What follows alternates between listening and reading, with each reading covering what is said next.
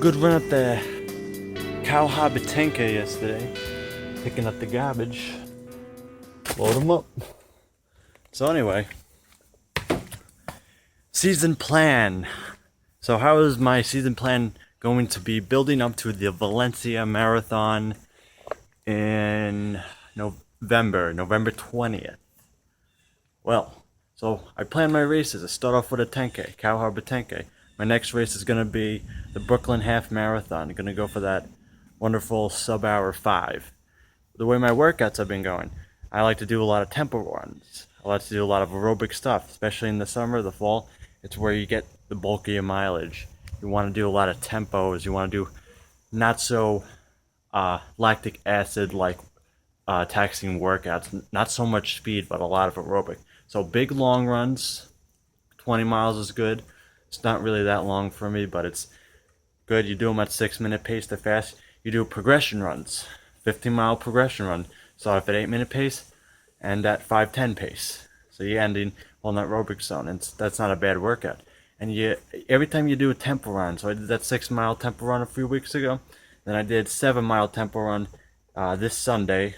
Uphill tempo I did it. Average 5:10 pace, so it's about a 4:58 effort if it was on flats or if it ended in the same level. And then I got on the track, I did 4x400 at 5K pace. So hitting them in the 60s, mid-60s. And that's what you got to do, but most of it's got to be aerobic, right? If you're not doing a lot of aerobic stuff, I don't know what you're doing, because if you think about a marathon, half marathon, all the way down to a 5K, it's all aerobic because 5K is VO2 max, the maximum you could breathe and how much volume of air you can breathe in that's going to be utilized by the body. So it's aerobic. What's actually going to help build that aerobic system? Tempo runs. I notice when I do a lot of tempo runs, a lot of hills, a lot of big long runs, I come into track season and I blow away my 5K PR without doing any real speed. You know, I do a couple 200 strides, a few sprints, but that's it. I come in and I feel good, and last year I ran my 5K PR. And I didn't really have a kick at the end because I haven't been working on speed, but it's all aerobic stuff. So you're gonna build your season. You're gonna get your peak mileage in October for November Marathon, a month out, and in October you're gonna get your biggest workout for a marathon, 15-mile marathon pace run, and you'll build up from that, going around 10 miles to 50 miles. Now, Wednesday, I'm starting off my marathon pace runs over, about 2 months out from the marathon. So on Wednesday, I'm going to do 2x6-mile marathon pace. So it's going to be 5 miles, and with the last mile, that first rep, go into 6 miles, let's be 5 miles marathon pace, 5:15s, and then 4:55 tempo pace. 1 mile jog rest at 6-minute pace. Then you do it again one more time. So you get 12 miles of quality around marathon pace. And you know what I noticed?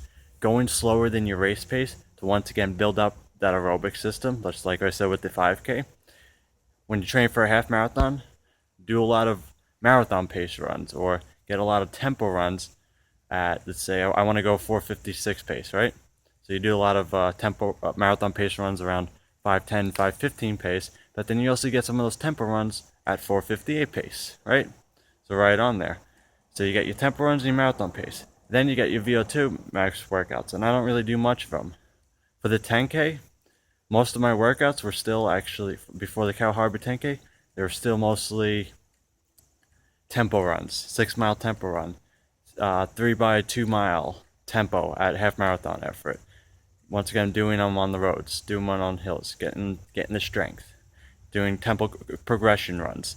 And then a week before that, on that Tuesday, I did some speed on the track, 4s and 2s, but nothing really hard. You did 63-second quarters, 29-second, 30-second, 200s, and that's about it. And so think about when you're building up your marathon season, think aerobically, not all out VO2 maxes, not all out sprints, because you don't need it. If you could sprint 30 seconds for a 200, that's 4-minute mile speed. What do you got to do to prolong that? Endurance. So what's going to help you prolong that 4-minute mile speed? Repetitions or just general running that's slower than that for a longer time. So the goal is 5:15 pace for a marathon. What do I got to do? Do a lot of long runs at 5:50 pace. right? Get a good 24-mile running, averaging 6-minute pace. Start at 6:30, ending at 5:30, or ending the last couple miles at marathon pace. Aerobic. And that builds the strength in your legs, strength in your heart, and there you go. So that's my talk on that of the season plan. Being sponsored now by this company, BR Data. Was running past the owner's house and said, "Hey, I know you're the fastest guy on Long Island. Want a sponsorship?" I'm like, "Sure." So, he's helping me. He's giving me a little extra money for, travel and whatnot. And the way I place in races, he'll give me bonuses on top of the prize money, which is great. So now I got something. And also, I started a GoFundMe account for my trip to Spain. And so you guys, I'll post a link down below if any of you guys want to help me. I don't really like reaching out to people for money, but so many people are saying, you gotta get a GoFundMe account. You know so many people, and it could just only help you. And I'm like, I guess I'll give it a go, Why not? And lastly, I am now coaching at Manhasset High School. Bada bing, bada boom. So, am I supposed to say that on YouTube? I'm coaching kids now. So, and it's actually been a lot of fun, but that's a whole different video. So, I have a job now. Amazing, right? And in the end, even with this job, it allows me to never stop running, and of course, always inspiring those kids in the younger generation, right? El Coyote Loco.